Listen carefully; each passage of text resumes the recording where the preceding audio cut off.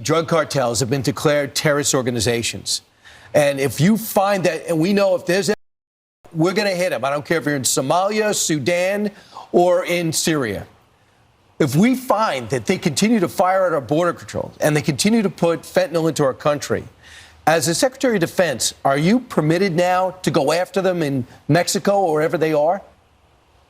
Brian, I don't want to get ahead of the president, and I won't. That's ultimately going to be his decision. But let me be clear, all options will be on the table. If we're dealing with what are designated to be foreign organizations who are specifically targeting Americans on our border, and we're finally securing our border. We've been securing other people's border for a very long time. The military is shifting toward an understanding of homeland defense on our sovereign territorial border. That is something we will do and do robustly. So we're already. What we had heard from immigration advocates is that this is going to provide a chilling effect to parents in the school drop-off line or something of that matter. It shouldn't be a chilling effect unless their child is a public safety threat. If they are a public safety threat and national security threat, they should be chilled. They should be afraid because we're looking for them. Well, if their parent is here and they're an undocumented immigrant, I think was more of the argument that they were making. They're not off the table either. I mean, they're in the country illegally, they got a problem. I mean, it's not okay. Look, it's not okay to enter this country illegally. It's a crime. And that's the way it's supposed to be. I wouldn't feel comfortable if I'm in Switzerland illegally. So we're going to enforce laws in this country. So, you know, the schools and the churches and central location was a policy only for immigration, right? But national security threats and public safety threats have no safe haven in this country, and we'll go where we got to go. If you're a criminal, you'll be deported. If you plan to enter the U.S. illegally, your chances of getting caught and sent back just went up. The actions I'm taking are not only lawful, they're the kinds of actions taken by every single Republican president and every single Democratic president for the past half century. Well, this is a country founded by immigrants. Well, this is a country founded by. Country. This is a very unique country, and it was founded by some immigrants and some settlers. But just because we were founded by immigrants doesn't mean that 240 years later that we have to have the dumbest immigration policy in the world. We have seen one estimate that says it would cost $88 billion to deport 1 million people a year. I don't know if that's accurate or not. Is that what American taxpayers should expect? What price do you put on national security? Is that worth it? Is there a way to carry out mass deportation without separating families? Of course there is. Families can be deported together. And in a little while, I'll be signing 4 new executive orders. First is that I'm directing our new Secretary of Defense, Pete Hegseth, who's going to be great, by the way. Thank you for the support. Thank you very much for the support. You really did support him greatly. I think he's going to be fantastic. I know him very well. I think he's going to be fantastic. He's what we need to immediately begin the construction of a state-of-the-art Iron Dome missile defense shield, which will be able to protect Americans. You know, we protect other countries, but we don't protect ourselves. And when Ronald Reagan wanted to do it many years ago, luckily we didn't. We didn't have the technology then. It was a concept, but we didn't. And now we have phenomenal technology. You see that with Israel. We're out of 319 rockets. They knocked down just about every one of them. So I think the United States is entitled to that. And everything will be made right here in the USA, 100%. And next, to ensure that we have the most lethal fighting force in the world, we will get transgender ideology the hell out of our military. It's going to be gone. In addition, we will stop our service members from being indoctrinated with radical left ideologies such as critical race theory. We're going to stop it. It's already been stopped. It's already been halted, totally halted.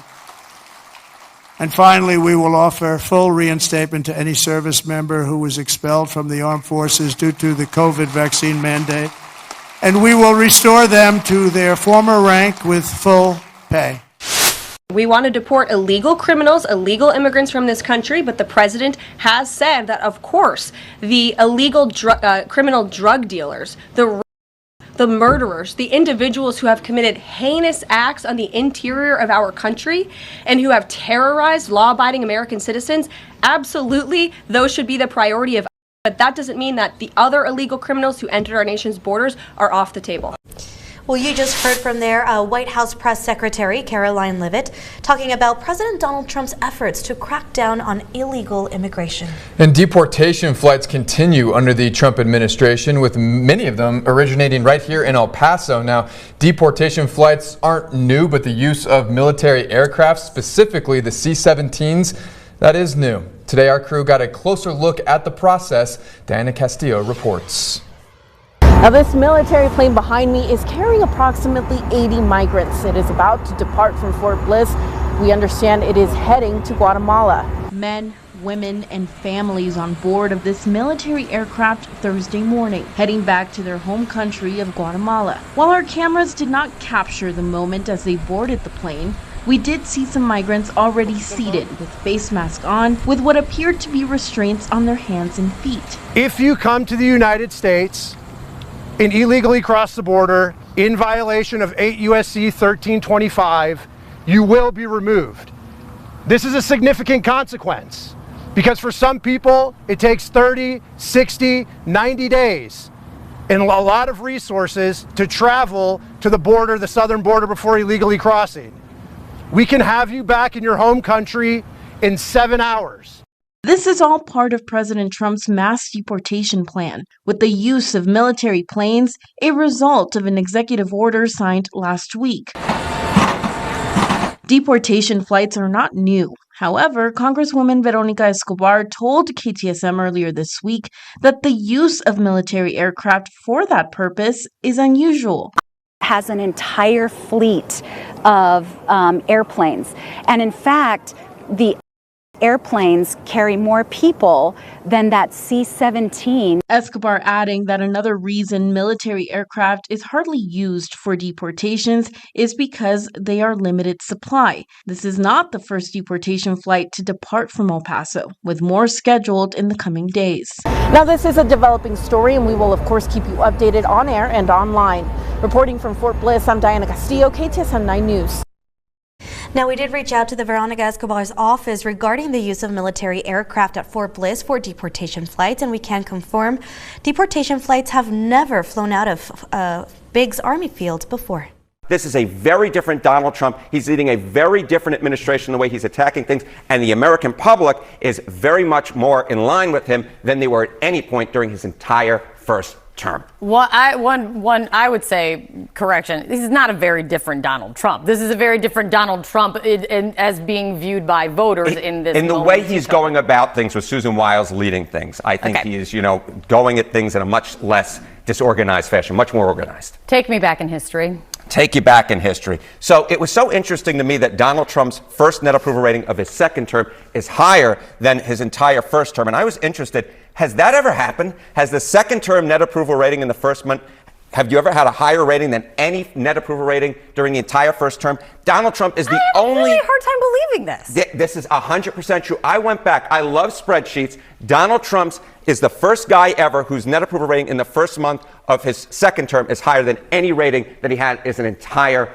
first term, Kate Baldwin. This is true. I don't make stuff up. The numbers are the numbers. I believe you in nothing except when you have it in the wall, and then I believe everything you say. That's exactly right. Which is why...